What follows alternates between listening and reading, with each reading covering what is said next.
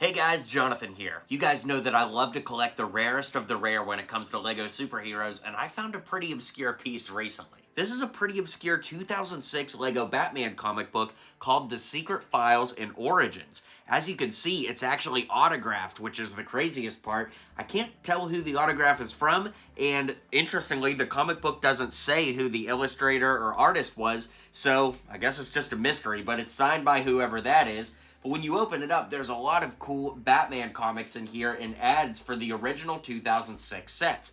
Now, we're going to take a look at this in this video, but it actually led to an even crazier discovery. So I bought that comic book, it arrived, and I started flipping through it, and I'm like, you know what? I'm going to look up some information about this so I can tell you guys about it, and oh my gosh, did I make an insane discovery online. So, of course, back in the day, LEGO Batman was introduced at San Diego Comic-Con, and I found some pictures out there of the very first time LEGO Batman sets were shown to the public. This is absolutely crazy, and I can't believe these photos are out there in circulation. These come from a source called Action Figure Insider, who's had them on their website for almost 18 years now, but it's super, super cool, and I wanted to walk you through the photos that I was able to find. So check this out, guys. It's pretty crazy to see how LEGO's presence at Comic-Con has evolved over the years, because on one hand, you get this giant LEGO Batman sign up top. That makes sense. The big LEGO Batman brick built makes sense, but look at those sets that are on display over to the right on just like random white shelves. It's just kind of funny and hokey looking.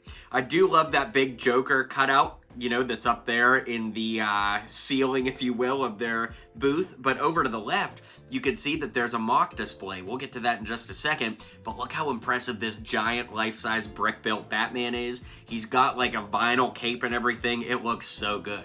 But check this out. They built a custom one-off mock display of Gotham City, and they integrated all of the 2006 sets into it. You'll see there are some photos here from MegoMuseum.com that I was able to find, and it's cool how they built up this skyline, and they even have Arkham Asylum there. They did a full Batcave inside with like a water area for the hover jet, the Bat hover jet, and you can see that they put in the original Batcave as well. So they did kind of modify the sets to fit them into this big diorama setting, but I thought this discovery was absolutely amazing, seeing all of these old photos that basically were lost to time. I love how they did the Joker's helicopter flying over the city, and then there are just some shots in here that show Arkham Asylum up close. There's some guys on fire on this rooftop. You could see they did the inside of Arkham so that you could see that, and Batman's hovering over top Arkham.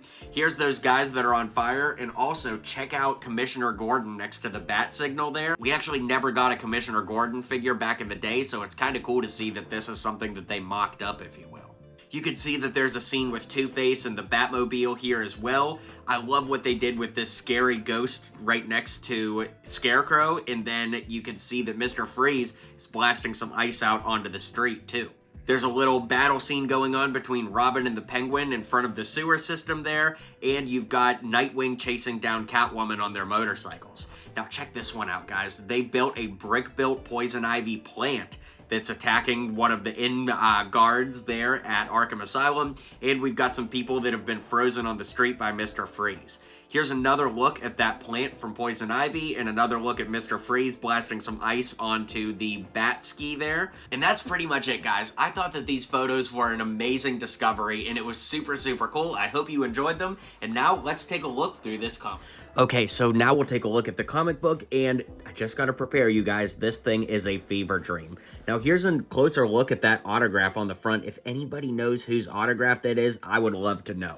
But like I said, prepare for the fever dream, because the artwork in here is so weird. It's like, yes, it's Lego, but it's really not great artist renditions of Lego, I guess.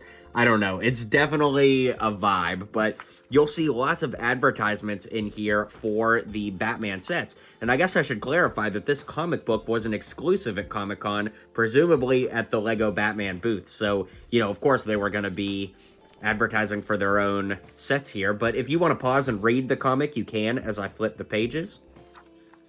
Look at this Commissioner Gordon. Oh my gosh, look at all of them on that bottom page. Wow, that is art that exists. Wow, that is, wow. That is pretty crazy. Oh my gosh, this artwork is something else. But I love the advertisements too for the Batcave. That looks great, but wow, that art is... that is something else. Wow. Love that. Oh gosh, that's so cool. I'd almost like to get another one of these comics to rip this part out and make a poster of it, because that looks so cool. Oh my gosh, that is awesome. So we've got some more art here. I mean, just look at this Joker panel in the corner. Oh my gosh, that is nightmare fuel.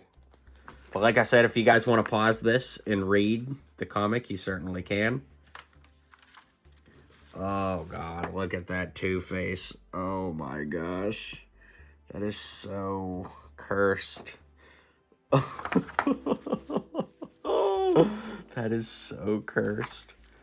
And then we get some ads on the back, so the pain of the artwork is finally over. So very, very cool. And then on the back page, you've got an advertisement for the UCS Batmobile, which looks awesome. So yeah, I hope you guys enjoyed this little leaf through. That artwork is, whew, that is tough to look at, man. This is easy to look at. That is hard to look at.